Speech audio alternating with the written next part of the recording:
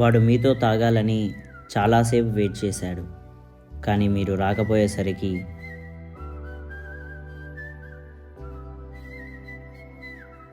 మొత్తం మందు వాడే తాగేసి పనుకున్నాడు.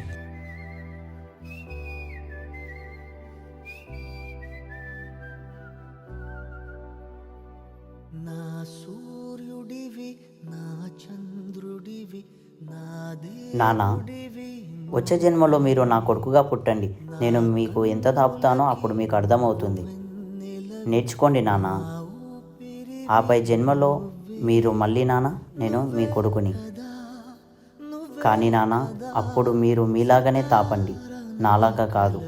మీకు అర్థమవుతుందిగా నాన్న? మీకు అర్థమవుతే చాలు నాన్న.